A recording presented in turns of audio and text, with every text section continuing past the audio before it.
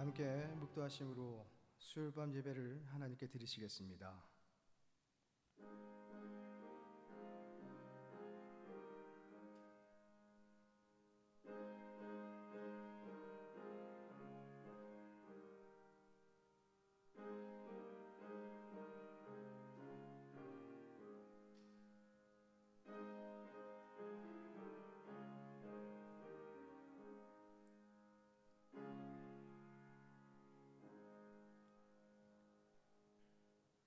두려워하지 말라, 내가 너와 함께함이라. 놀라지 말라, 나는 내 하나님이 됨이라. 내가 너를 굳세게 하리라. 참으로 너를 도와주리라. 참으로 나의 의로운 오른손으로 너를 붙들리라. 하나님 아버지, 오늘도 하나님께서 기뻐하시는 믿음을 가지고 영과 진리로 예배드리기를 원합니다. 거룩한 보혈로 우리를 깨끗게 하시고 불같은 성령으로 우리를 충만케 하시며 하늘의 신령한 은혜를 받아 누리는 복된 시간이 되게 하여 주시옵소서. 예수님의 이름으로 기도드립니다. 아멘. 찬송가 284장 하나님께 찬송드리겠습니다.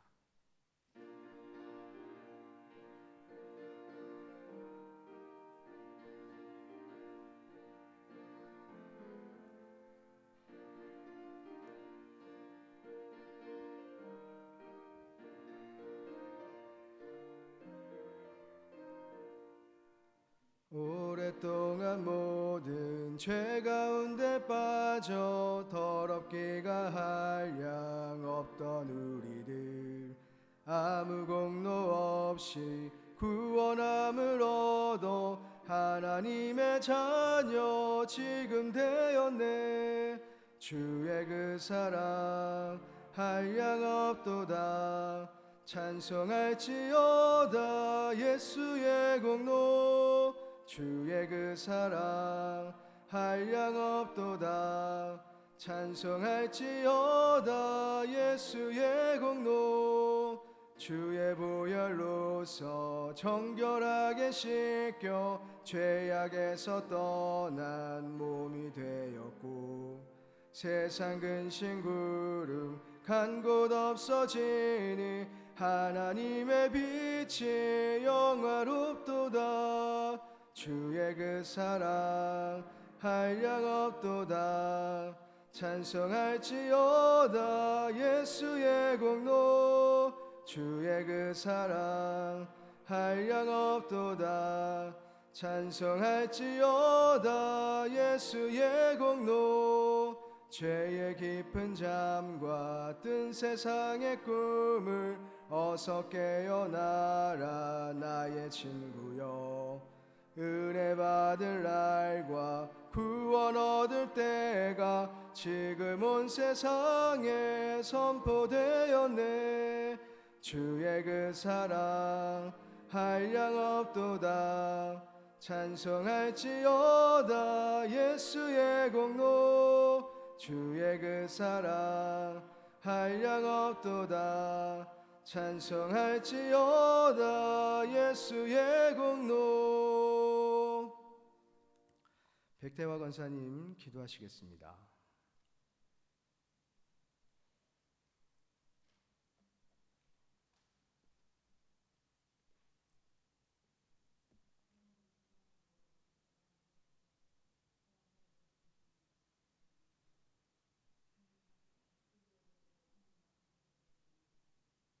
여름 지나고 이제 가을로 아침 저녁으로 신선한 바람으로 기도드리기 좋은 계절입니다.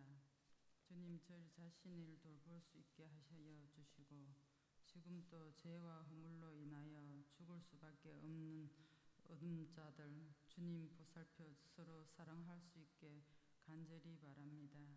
항상 나의 일을 긍정히 높게 받는데 저를 사시는 낮은 자로 챙겨주시옵소서. 어느 어름도 주님 지켜주시길 바랍니다. 주님 정말 어려운 시기인 것 같습니다. 이 나라를 위해 이 교회를 위해 기도할 수 있기를 바랍니다. 성령이 끝을 않기를 바랍니다. 코로나 인하여 어려운 지친 자들도 회복시켜 주시고 특별히 올 한 해 교회가 하고자 하는 모든 일에 주님 동참하여 주시옵소서. 새로운 교회, 새로운 신념으로 큐티하는 자녀자들로 삼아 주시옵소서. 오늘도 수고하신 목사님 피곤치 않게 하여 주시고 말씀과 감동으로 이 강단을 차고 넘치는 갑절이 바라며 거룩하신 예수님의 받들어 감사 기도드렸습니다. 아멘.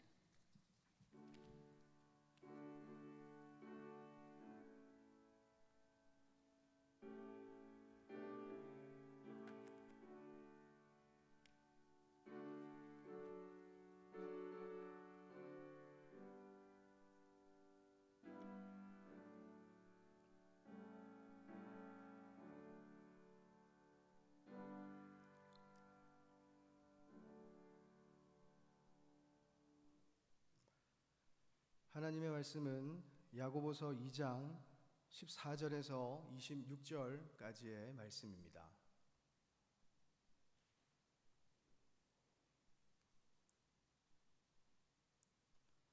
야고보서 2장 14절에서 26절까지의 말씀을 한 절씩 교독하시고 마지막 절은 함께 합독하시겠습니다. 내 형제들아, 만일 사람이 믿음이 있노라 하고 행함이 없으면 무슨 유익이 있으리요? 그 믿음이 능히 자기를 구원하겠느냐?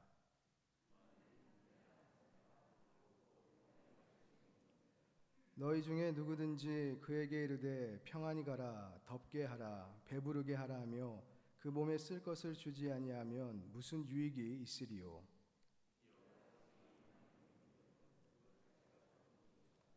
어떤 사람은 말하기를 너는 믿음이 있고 나는 행함이 있으니 행함이 없는 내 믿음을 내게 보이라.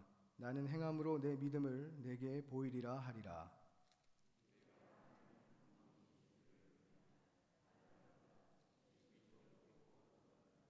아, 허탄한 사람아, 행함이 없는 믿음이 헛것인 줄을 알고자 하느냐?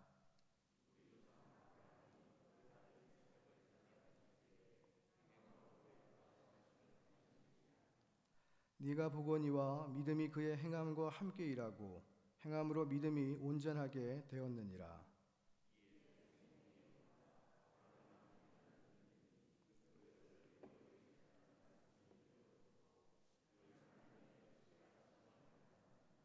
이로 보건대 사람이 행함으로 의롭다 하심을 받고 믿음으로만은 아니니라.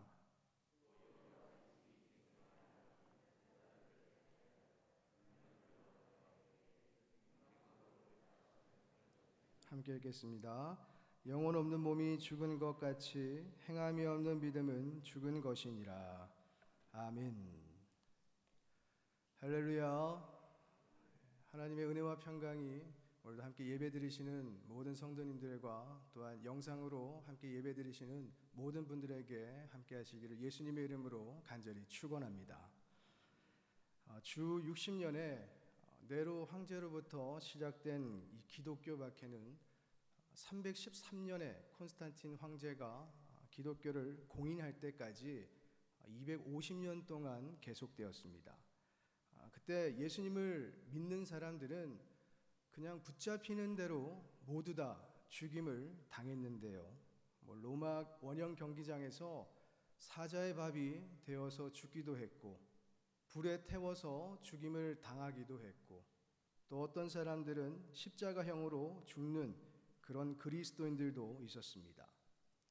또한 로마 귀족들 중에서도 만약에 예수님을 믿다가 그것이 발각이 되면 그 사람들은 지위를 박탈당하고 그들의 온 재산이 몰수를 당한 채 평민으로 전락시켜서 추방을 당하기도 했습니다. 이렇듯 말로 형언할 수 없는 끔찍한 박해가 250년 동안이나 그렇게 지속이 되었지만 놀라운 것은 그러한 시대가 지나는 동안에 오히려 그리스도인들은 늘어났습니다. 라운성 교수님의 이것이 교회사다라는 책에 보니까 기독교가 공인되었을 때의 기독교 인구가 무려 8%나 되었다고 그렇게 설명을 하고 있습니다. 그렇다면 그리스도인들을 박멸하려고 그토록 많은 황제들이 가진 술수와 노력을 다했으나 그러한 상황 속에서도 그리스도인들이 예수님을 배반하지 않고 불같은 고난과 용광로 같은 그러한 시련의 한복판 속에서도 넉넉히 승리할 수 있었던 그 이유가 무엇일까요? 베드로전서 1장 3절에 보면요, 이렇게 기록되어 있습니다. 우리 주 예수 그리스도의 아버지 하나님을 찬송하리로다. 그의 많으신 긍휼대로 예수 그리스도를 죽은 자 가운데서 부활하게 하심으로 말미암아 우리를 거듭나게 하사 산 소망이 있게 하시며. 이 초대교회 그리스도인들에게는요, 부활하신 예수 그리스도를 향한 믿음이 있었습니다. 그 믿음으로 말미암아 그들의 삶의 이전 것은 지나가고 새로운 피조물로 거듭나 이전까지 그들을 지배하고 있던 모든 가치관들이 새롭게 바뀌게 되었고, 그들을 지배하고 있었던, 현세에 집중되어 있던 그들의 시선이 이제는 천국을 향하게 되어지는 산소망을 가지게 되었던 것입니다. 그리고 그러한 믿음이 어떠한 고난이 자신의 삶에 몰려온다 할지라도 그것을 이겨낼 수 있게 하였고, 어떠한 박해가 그들의 삶을 신앙의 자유를 빼앗고자 한다 할지라도 이겨내게 하였으며, 그러한 믿음을 통한 산소망이 결국 죽음조차 꺾지 못한 그리스도를 향한 절개로 꽃을 피울 수가 있었습니다. 그렇다면 성경에서 말하는 예수 그리스도를 향한 믿음이란 무엇일까요? 이 믿음 자체는요, 단순한 것이지만 믿음이 믿음으로 성립되기 위해서는 우리가 두 가지 요소를 먼저 이해해야 됩니다. 첫 번째는 지식적인 동의입니다. 로마서 10장 17절을 보면요, 믿음은 들음에서 나며 들음은 그리스도의 말씀을 통해 비롯된다 라고 말씀을 하십니다. 이와 같이 믿음이란 어떤 사실을 알고 그 사실을 받아들이는 것을 토대로 하고 있습니다. 즉 성경을 통해서든 사람이나 어느 설교자의 입술을 통해서든 하나님에 대하여, 예수님에 대하여, 성령에 대하여, 그리고 구원에 대한 진리를 들었을 때 그 들음을 통하여서 믿음을 가지게 되는 것이죠. 두 번째로 신뢰인데요, 들음을 통하여서 진리를 알게 되었다면 알게 된 그 진리를 신뢰해야 됩니다. 다시 말해서 서로의 등을 대고 기대는 것을 신뢰라고 합니다. 나의 전인격과 전생의 모든 것을 하나님께 전폭적으로 맡기는 것이 믿음이 지향하는 목표의 중심이라는 것이죠. 그러한 맥락에서 찰스 스펄전 목사님도요, 믿음은 맹목적인 것이 아니다. 믿음은 신뢰하는 것으로 계시된 하나님의 진리에 그 운명을 거는 것이다 라고 그렇게 말씀을 했습니다. 이와 같이 믿음이 성립되는 두 가지 요소를 우리가 간략하게 살펴보았는데요. 그런데 문제가 뭐냐? 그 믿음이 나에게 있는지 없는지 우리가 어떻게 확인할 수 있을까요? 바울도요, 고린도후서 13장 5절을 통해서 너희는 믿음 안에 있는가? 너희 자신을 시험하고 너희 자신을 확증하라고 이야기를 하는데요. 무엇을 근거로 우리 자신의 믿음을 우리는 확증할 수 있을까요? 그러한 확증에 관하여서 야고보는 오늘 본문 14절을 통해 이렇게 말합니다. 우리 다 함께 14절의 말씀을 읽겠습니다. 내 형제들아, 만일 사람이 믿음이 있노라 하고 행함이 없으면 무슨 유익이 있으리요? 그 믿음이 능히 자기를 구원하겠느냐? 다시 말해서 구원을 받게 되는 유일한 조건은 무엇입니까? 믿음이지만 구원을 받게 되는 그 믿음의 지표, 그 믿음의 증거가 뭐냐? 하나님의 뜻대로 살아가는 것, 즉 말씀에 대한 행함임을 믿으시기를 바랍니다. 이제 함께 나눈 본문을 중심으로 참된 믿음이란 무엇인지 좀 더 자세히 살펴보려고 하는데요. 첫 번째로 지식적인 동의만을 우리가 믿음이라고 착각해서는 안 됩니다. 앞서 믿음이 믿음으로 성립되기 위해서는 지식적인 동의가 필요하다라고 말씀을 드렸지만 이 지식적인 동의만으로는 참된 믿음이라고 할 수 없습니다. 19절을 보면요, 이 부분을 잘 설명해 주고 있는데요. 우리 19절도 함께 읽겠습니다. 내가 하나님은 한 분이신 줄을 믿느냐? 잘하는도다. 귀신들도 믿고 떠느니라. 이 당시의 유대교와 기독교의 핵심 가르침 중에 하나가 뭐냐? 하나님은 한 분이시다. 유일 신론이었습니다. 그런데 우리가 방금 읽은 이 19절을 보면요, 이렇듯 중요한 진리를 누구도 믿고 있습니까? 귀신도 믿고 있다는 거죠. 이 귀신이 유일 신론에 대한 믿음을 가졌다는 증거가요, 성경에 또 있습니다. 우리 마가복음 1장 24절 함께 읽겠습니다. 나사렛 예수여, 우리가 당신과 무슨 상관이 있나이까? 우리를 멸하러 왔나이까? 나는 당신이 누구인 줄 아노니 하나님의 거룩한 자니이다. 자, 여기 보니까 귀신이 예수님의 정체에 대해서 지금 뭐라고 말했습니까? 하나님의 거룩한 자.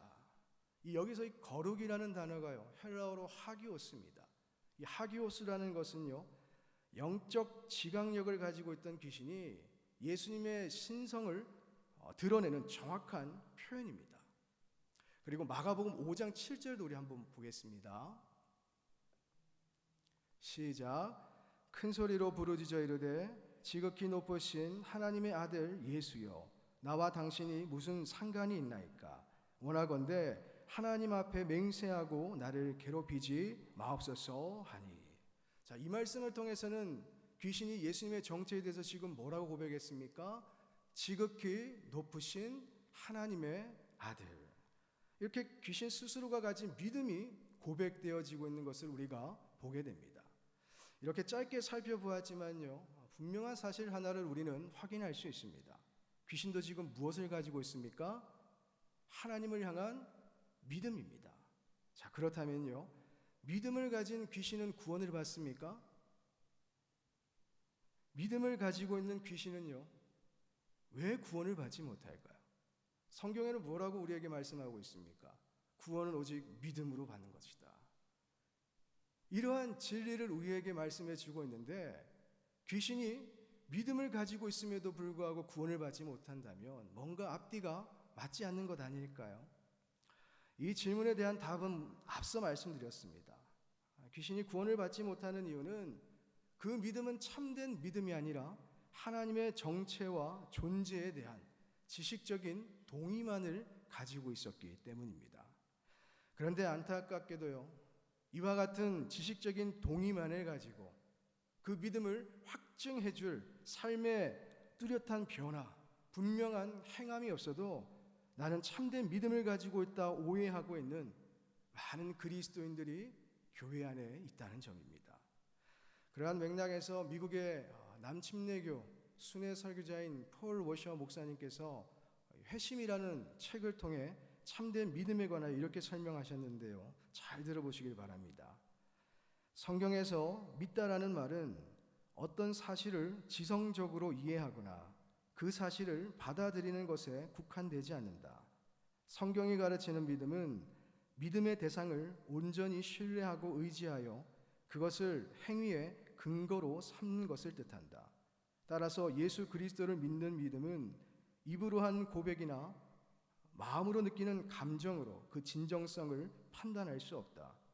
그리스도의 인격과 뜻에 따라 우리 행동을 결정하고 그것이 인생의 전 과정에 영향을 끼쳐야만 비로소 믿음을 가졌다고 할 수 있다.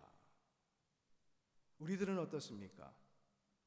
여러분들이 가지고 있는 진리에 대한 이 지식적인 동의가 여러분들의 행동의 결정을 도와주고 있습니까? 여러분들의 인생의 전 과정 속에서 이 진리가, 이 믿음이, 지식적인 동의가 영향을 끼치고 있습니까? 우리 오늘 본문 15절에서 17절 함께 읽겠습니다. 시작. 만일 형제나 자매가 헐벗고 일용할 양식이 없는데 너희 중에 누구든지 그에게 이르되 평안히 가라, 덥게 하라, 배부르게 하라 하며 그 몸에 쓸 것을 주지 아니하면 무슨 유익이 있으리요? 이와 같이 행함이 없는 믿음은 그 자체가 죽은 것이라. 야고보는 이 말씀을 통해서 지식적인 동의만을 가지고 있어도 그것이 참된 믿음이다라고 오해하고 있는 사람들을 향하여서 그것은 틀렸어, 그것은 착각이야라고 말하며 이해하기 쉽도록 예를 들고 있습니다.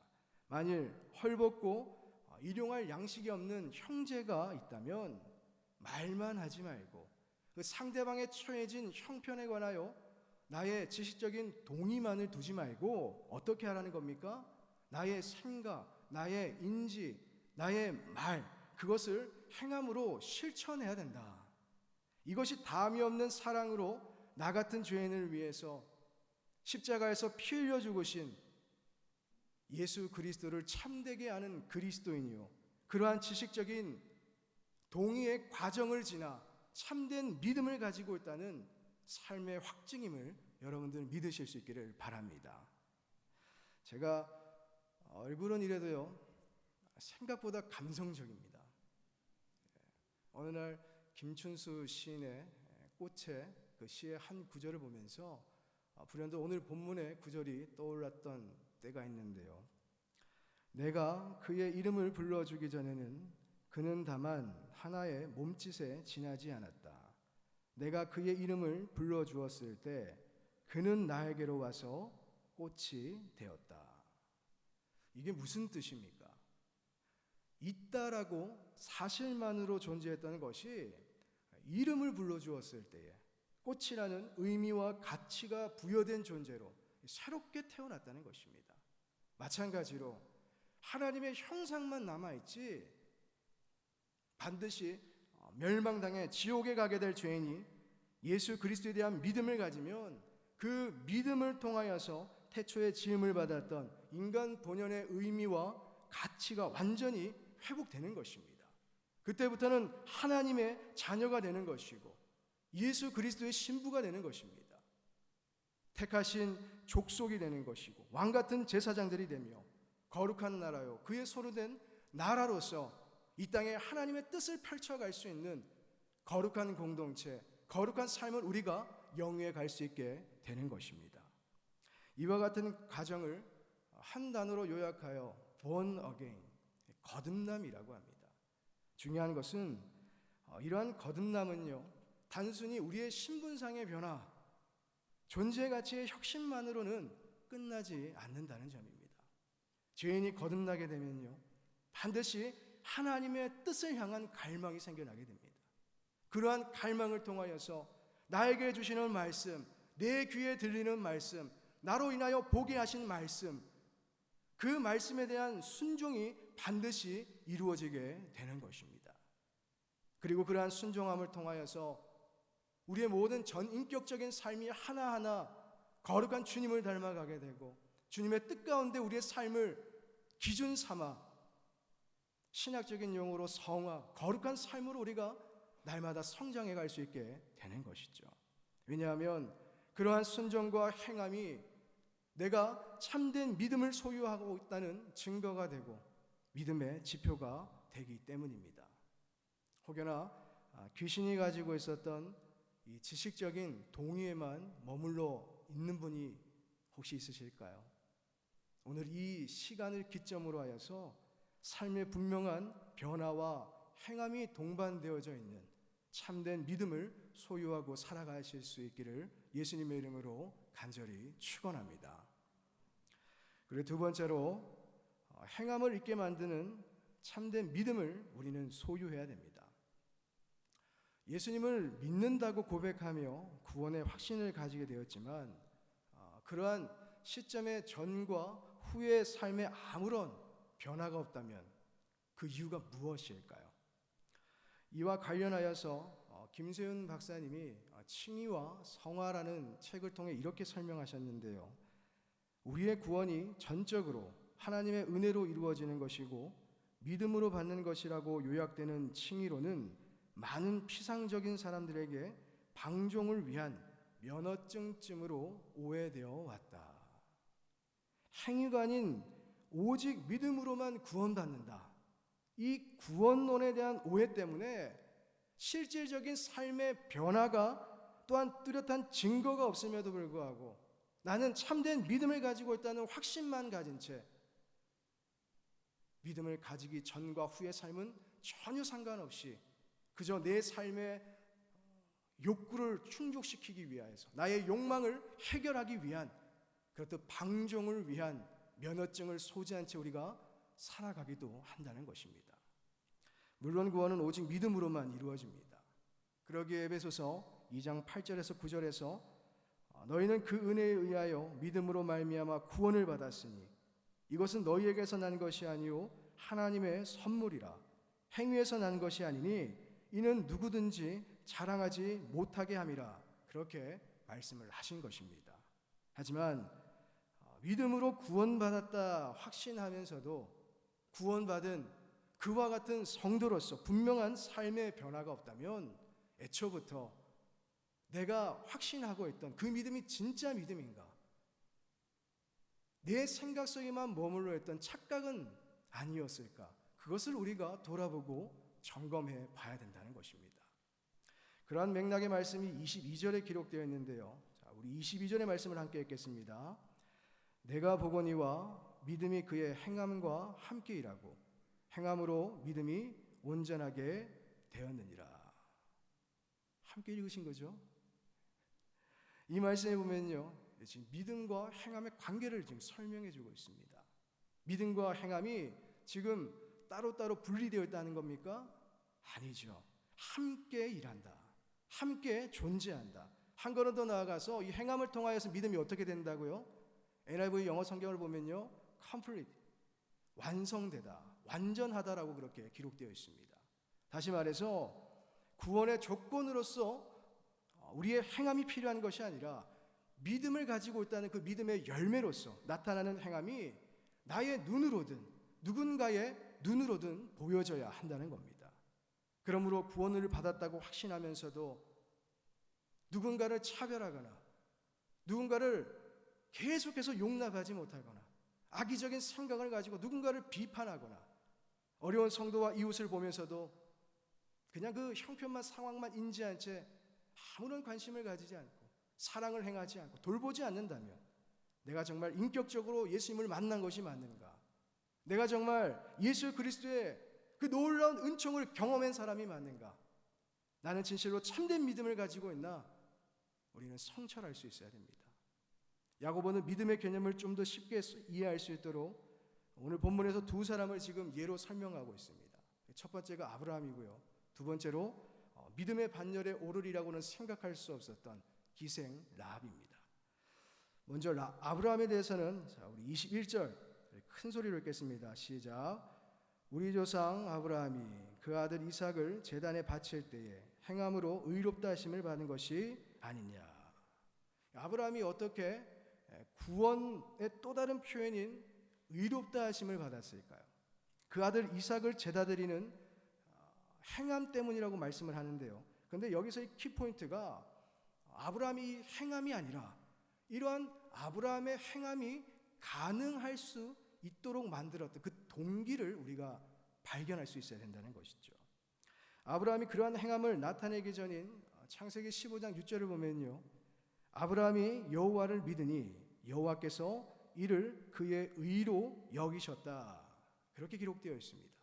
자, 따라서 아브라함은요, 자신의 독자 아들 이삭을 그 제단에 드리기 전에 이미 어떠한 상태였습니까? 뭘 가지고 있는 상태였죠? 하나님을 향한 믿음을 가지고 이미 의롭다함을 칭함받은 상태였던 겁니다. 그래서 하나님께 대한 절대 믿음을 가지고 상식적으로 이해할 수 없는 그러한 하나님의 요구와 명령이었지만 그는 결국 믿음으로 순종하며 그 사랑하던 아들 독자 이삭을 제단에 드리는 행함을 통하여서 그의 믿음이 완전할 수 있게 되었던 것입니다.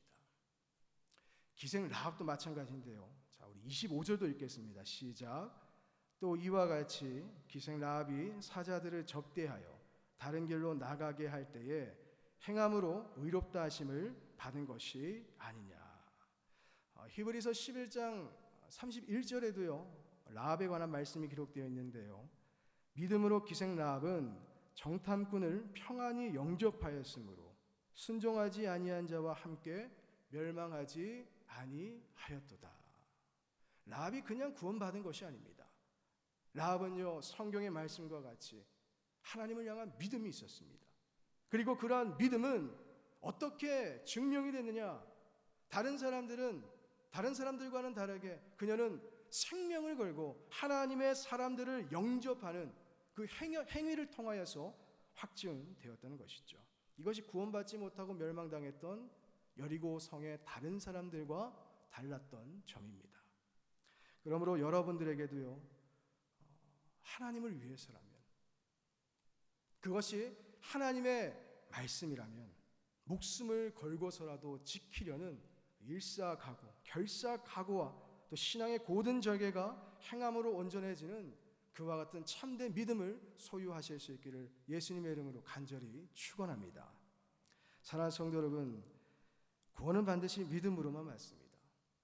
이와 같이 예수 믿고 천국 간다는 진리처럼 하나님에 대한 인격적인 믿음은 염두에 두지 않고 그저 예수님을 통한 구원의 효력에 대한 그 인지나 인정의 차원에만 머문다면요, 우리가 손가락질하고 우리가 이단으로 규정하고 있는 그 구원파식 교리나 구원파식 믿음과 뭐가 다르겠습니까? 그러기에 믿음이 없이 행위로 구원받을 수가 없고, 또한 나에게 믿음이 있노라 하면서 우리의 삶에 행함이 나타나지 않을 수는 없는 것입니다. 그렇다면 지금 여러분들이 가지고 있는 믿음은 어떻습니까? 여러분들의 눈에도 보이시고 누군가의 눈에도 여러분들의 삶의 믿음이 보여지고 있을까요? 말씀을 맺겠습니다. 미국 워싱턴에 위치한 알파 커뮤니티 교회를 섬기고 계신 조성환 목사님이 계십니다. 이분에게는 거칠은 삶의 간증이 있으신데요, 이제 목사님께서 하나님의 은혜로 이제 미국에서 공부를 하실 수 있는 귀중한 기회를 얻게 되셨습니다. 그런데 아시다시피 미국의 학비가 비쌉니다. 생활비도 만만치 않거든요. 그런데 가난한 신학생이 이 미국에 와서 공부를 하고 생활을 한다는 것이 만만치 않았다는 것이죠. 그래서 공부도 하고 이제 물건을 배달하는 아르바이트를 병행을 하셔야 했습니다. 그렇듯 육체적으로 굉장히 피곤하게 지내던 어느 날 갑자기 마음속에 서러움이 북받쳤던 것이죠. 아니, 나를 불러놓고 왜 나를 이렇게 고생시키십니까? 하나님께 대한 원망과 불평으로 그것이 이어졌다고 합니다. 중요한 것은 그렇듯 힘든 시기에 하나님께서 뜬금없이 교회를 개척해라, 이런 감동까지 주셨던 것이죠. 그래서 불평과 원망이 목사님의 마음을 마구 흔들어 놓았는데요, 어느 날 배달을 하러 가던 중에 잠깐 빨간 신호등 앞에서 정차하여 서 있는데 문자가 온 듯한 휴대폰의 진동이 느껴졌습니다. 꺼내어서 확인해 보니까 그냥 주머니 안에서 이런저런 글자들이 아무렇게나 눌러졌던 포켓 터치였습니다. 그래서 전화기를 주머니에 집어넣었는데, 그런데 순간적으로 무엇인가 익숙한 글자들이 눈에 들어온 것 같아 다시 주머니에서 휴대폰을 꺼내 확인을 했던 거죠. 이상한 외계어들 중간에 확연히 눈에 띄는 몇 개의 단어들이 있었습니다. 다시 자세히 보니 그 혼돈의 문자들 중간에 한 문장이 쓰여져 있었던 것이죠. I am here. 내가 여기 있노라. 목사님이 이 문장을 보자마자 그동안 쌓여있던 모든 감정이 폭발하여 눈물을 하염없이 흘리셨다고 합니다. 이게 어떤 의미냐? 지금 내 삶은 이렇게 힘든데, 이렇게 힘든 순간에 교회까지 개척하라는 하나님을 향하여서 온갖 원망과 불평을 쏟아냈는데, 그 순간 하나님께서 목사님에게 전해준 메시지는 분명했다는 것이죠. I am here. 내가 여기 있노라. 다시 말해, 내가 너와 항상 함께 할 테니 힘내. 그걸 알려주셨다는 것입니다. 이후로 어떻게 되었을까요? 불같은 시련은 여전했습니다. 첩첩산중과 같은 문제들은요, 여전했습니다. 광풍과 같은 장애물은 끊임없이 목사님의 삶에 침범해 왔습니다. 그와 같이 상황과 환경은요, 전혀 바뀌지 않았습니다. 그런데 누가 변했을까요? 목사님이 변한 거죠. 항상 나와 함께 하신다는 하나님에 대한 믿음과 확신을 가지니 현재를 바라보는 관점이 달라졌습니다. 현재에 대한 태도가 달라졌습니다. 입술의 불평이 아닌, 절망이 아닌 하나님께 대한 감사, 소망이 고백되어지는 변화된 행함, 그 분명한 행함이 목사님의 삶에 나타나게 되었던 것입니다. 사랑하는 성도 여러분, 예수님께서 나를 위하여 십자가에 죽어주셨고 그 대속의 죽음으로 말미암아 우리가 이 귀중한 구원의 삶을 살아가고 있음이 여러분들 믿어지신다면, 그리고 그러한 예수님이 오늘 이 순간에도 함께 하실 뿐만이 아니라 주님 나라 가는 그날까지 우리와 항상 함께 하여 주신다는 그 확실한 믿음이 여러분들에게 있으시다면 여러분의 삶은 변화되지 않을 수가 없습니다. 하물며 아들을 바치라고 하셨던 하나님의 요구에 순종했던 그 아브라함의 행함, 생명을 걸고 하나님의 사자를 영접했던 기생 라합과 같은 그 분명한 행함이 여러분들의 삶에도 반드시 나타나게 될 것입니다. 함께 나눈 말씀들을 기억하며 영혼 없는 몸이 죽은 것 같이 행함이 없는 죽은 믿음이 되도록 만드는 그 모든 것, 그것이 사람이든 물건이든 상황이든 환경이든 그 모든 것들과 여러분들 절대로 타협하지 말고 오로지 나에게 주시는 1.1핵도 변함이 없는 신실하도록 역사하시는 그 하나님의 말씀, 우리에게 주신 기록된 하나님의 말씀을 붙들고서 날마다 굳건히 서 구원을 받은 참된 그리스도인으로 하나님의 영광을 온 열방까지 이르러 펼쳐갈 수 있는 믿음의 삶의 주인공들이 다 되실 수 있기를 예수님의 이름으로 간절히 축원합니다. 기도드리겠습니다. 사랑의 주님, 주님 앞에 드러낼 것은 허물과 죄밖에 없습니다. 그럼에도 이처럼 사랑하사 우리를 위해 십자가에서 피 흘려 죽으시고 오직 믿음으로 하나님의 자녀가 되는 구원의 은총을 베풀어 주셨습니다. 믿음이란 그리스도 안에 사는 삶이요 그리스도를 닮아가는 삶임을 믿습니다. 참된 믿음을 가짐으로 이전 것은 지나가고 새로운 피조물로 거듭나 그리스도인답게 거룩한 삶으로 더욱 성화되어 가게 하시고 우리의 삶과 행함을 통하여 하나님의 뜻을 이루고 하나님께 영광 돌리며 살아가게 하여 주시옵소서. 예수님의 이름으로 기도드립니다. 아멘.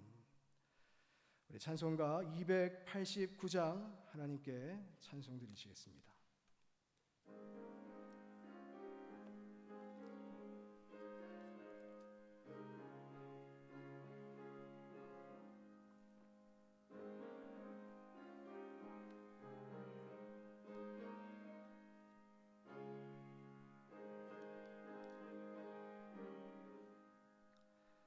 주 예수 내 맘에 들어와 계신 후 변하여 새 사람 되고 내가 늘 바라던 찬빛을 찾음도 주 예수 내 맘에 오심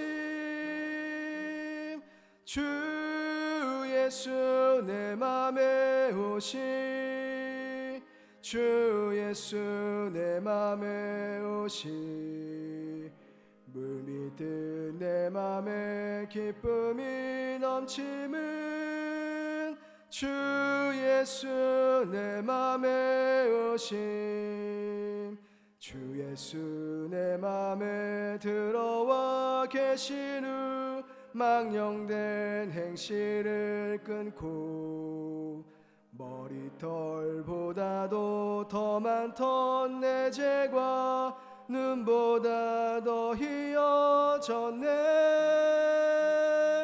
주 예수 내 맘에 오시 주 예수 내 맘에 오시 물밀듯 내 맘에 기쁨이 넘침은 주 예수 내 맘에 오심 내 맘에 내 소망을 든든히 가짐은 주 예수 내 맘에 오심. 의심의 구름이 사라져버림도 주 예수 내 맘에 오심. 주 예수 내 맘에 오심. 주 예수 내 맘에 오심. 물밀듯 내 맘에 기쁨이 넘침은 주 예수 내 맘에 오심. 사망의 음침한 골짜기 가다가 밝은 빛 호련히 비춰 저 멀리 하늘문 환하게 보임도 주 예수 내 맘에 오심. 주 예수 내 맘에 오심. 주 예수 내 맘에 오심. 물밀듯 내 맘에 기쁨이 넘침은 주 예수 내 맘에 오심. 내가 저 천성에 올라가 살기는 주 예수 내 맘에 오심. 천성에 올라가 주님을 뵈리니 그 기쁨 비길 데 없네. 주 예수 내 맘에 오심. 주 예수 내 맘에 오심. 물밀듯 내 맘에 기쁨이 넘침은 주 예수 내 맘에 오심. 교회 소식을 전하겠습니다. 푸른숲 성산교회에 오신 여러분을 환영합니다. 푸른숲 성산교회는 영혼을 구원하며 제자를 삼는 사랑의 공동체로서 은혜와 진리가 충만한 교회입니다. 아멘. 2020년 표어 새로운 교회 새로운 심령입니다. 내용이 마르지 않는 삶 큐티하는 교회 큐티하는 성도 9월호 함께 신실히 큐티해 주시기를 부탁드립니다. 돌아오는 주일은 9월 선교 헌신 주일입니다. 매월 셋째 주일은 선교 헌신 주일로 지키고 월정 선교헌금을 통해서 선교에 동참하실 수 있습니다. 삶의 자리에서 드리는 릴레이 기도가 계속 이어지고 있습니다. 첨부된 기도문으로 기도해 주시고 또 영상과 홈페이지에 올려져 있는 전문을 통해서 함께 동참해 주시기를 부탁드립니다. 기도가 교회를 순결하게 합니다. 9월 20일 주일 2부 예배 후 재직회가 있고 또 9월 27일 2부 예배 후에는 공동의회가 있습니다. 안선태 선교사님께서 지금 입국 후에 자가격리 중이신데 이후에 본교에 방문하셔서 사역 보고도 해주시고 목사 안수도 받으십니다. 현장 예배 또는 또 온라인 예배에 힘써 참여하시기를 바랍니다. 우리 서로 인사하시겠습니다. 잘 되고 있습니다. 참된 믿음을 가집시다. 네. 함께라는 말씀 기억하며 기도드리기 원합니다. 참된 믿음에는 분명한 행함이 나타납니다. 이러한 참된 믿음이 우리의 삶에 있게 달라고 기도하시고 참된 믿음을 가진 우리를 통해서 우리 교회가 날 갈수록 성장하고 부흥하게 하시며 우리 교회 주변 지역에도 좋은 소문이 나서 전도의 문이 열리고 믿는 자의 수가 갈수록 더해져가는 구원의 역사가 나타나게 해달라고 기도하시기를 바랍니다. 특별히 코로나 종식을 위해서 기도해 주시고 예배의 회복을 위해서도 기도해 주시기를 바랍니다. 다가올 금요 성령 집회와 또 주일 예배 가운데 큰 은혜를 부어주시기를 기도해 주시고 여러분들의 간절한 기도의 제목 응답되기를 소원하시면서 우리 시간 믿음으로 함께 기도드리며 나아가겠습니다. 하나님 아버지, 많은 사람들 중에 특별히 구별하시고 택하여 주셔서 하나님의 자녀로 살아가게 하심을 감사드립니다. 이러한 은총은 오직 우리 주 예수 그리스도를 향한 믿음 때문입니다. 이 믿음이 있기에 오업이 있는 동안에 주를 위해 살아가고 또 이 믿음이 있기에 기록된 하나님의 말씀 가운데 온전히 우리의 삶을 맡기고 신뢰하며 의롭다 칭함받은 자의 합당한 삶이 이루어짐을 믿습니다. 오늘 함께 나눈 말씀들을 통하여 진실한 믿음을 소유하게 되는 전환점이 되게 하여 주시옵소서. 하나님께서 요구하시는 참된 믿음을 가짐으로 그리스도인다운 삶의 모습이 여실히 드러나게 하여 주시옵시고, 어떠한 상황과 환경 속에서도 내가 가진 믿음이 진짜임을 분명하게 증명할 수 있는 믿음의 행위가 동반되어 있는 거룩한 삶이 되게 하여 주시옵소서. 이렇듯 참된 믿음을 가진 우리들의 삶을 통하여, 우리들의 헌신을 통하여, 우리들의 동력을 통하여 우리 교회는 날마다 부흥하고 성장하게 될 줄로 믿습니다. 그리스도인다운 삶의 모습으로 주변 지역에도 좋은 소문나게 하여 주시고, 이를 통하여 코로나 사태로 인해 닫혀진 전도의 문이 새로운 방향으로 열리게 되어 날마다 구원받는 성도의 수가 늘어갈 수 있도록 역사하여 주시옵소서. 세계를 뒤엎은 코로나 바이러스로 인하여서 모든 영역에서의 어려움과 불편함과 두려움이 가중되고 있습니다. 하루속히 바이러스를 소멸시켜 주셔서 일상의 회복이 이루어지게 하시고 대면의 기쁨이 넘쳐날 수 있도록 역사하여 주시옵소서. 특별히 코로나 시대를 살아가면서 예배의 회복이 절실히 필요한 시점입니다. 이러한 시대를 살아가더라도 주를 향한 믿음을 상실하지 않게 하여 주시고, 오히려 더욱 예배를 사모하고 더욱 교회와 공동체를 위해 기도하고 안전을 기하며 더욱 모이기에 힘쓸 수 있도록 인도하여 주시옵소서. 다가올 금요 성령 집회와 주일 예배 가운데 은혜와 성령을 부어 주시옵시고, 임하시는 주의 영광 가운데 기적과 표적의 역사, 성령의 초자연적인 일하심이 경험되어지는 축복의 시간들이 되게 하여 주시옵소서. 힘겨운 시대를 살아가고 있지만 이 나라와 민족이 하나님의 말씀 위에 세워지게 하여 주시고, 세워진 위정자들을 통하여 올바른 정치와 탁월한 리더십이 발휘되어서 처해진 위기를 기회로 발판 삼고 도약할 수 있도록 인도하여 주시옵소서. 오늘 이 시간도 각가지 기도의 제목을 놓고 기도하고 계신 우리 성도님들의 간구를 들어응답하여 주시되, 가정을 책임져 주시고 사업장과 직장을 책임져 주시고 사랑하는 우리의 자녀들의 앞길을 열어주시고, 우리 모든 환우들의 그 육신과 정신의 질병에서 깨끗하게 고침받도록 하나님 역사하여 주시옵소서. 하나님 아버지, 우리에게 믿음을 주시어 구원받은 하나님의 자녀로서 영과 진리로 예배하는 축복의 인생이 되게 하심을 감사드립니다. 불로 연단하여도 없어질 금보다 귀한 믿음을 가지고 일평생 주를 위해 살아가게 하여 주시고, 믿음을 가짐으로 나타나야 될 그리스도인다운 삶의 행함이 있게 하여 주시옵소서. 그와 같은 믿는 자의 삶이 되어 칭찬과 영광과 존귀를 얻게 하시고 많은 사람을 옳은 대로 돌아오게 하는 하늘의 별과 같이 빛나는 인생이 되게 하여 주시옵소서.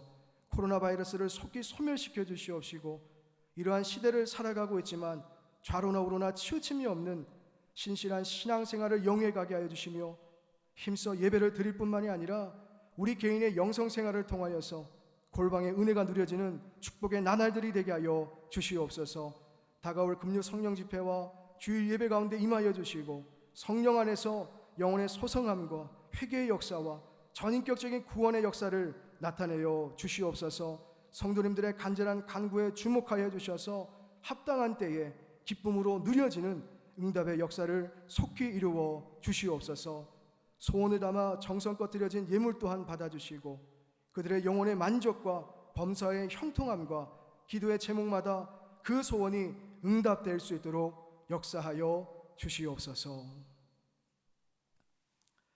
지금은 믿음의 주요 온전하게 하시는 예수 그리스도의 은혜와 하나님 아버지의 극진하신 사랑하심과 보혜사 성령님의 감화 감동 내주교통 충만함의 역사가 행함 있는 참된 믿음으로 살아가기를 결단하는 사랑하는 모든 성도들 위해, 저들의 가정과 하시는 모든 일들 위해, 또한 우리 푸른숲 성산교회와 이 나라와 민족 위에 영원토록 함께 하시기를 간절히 축원하옵나이다. 아멘.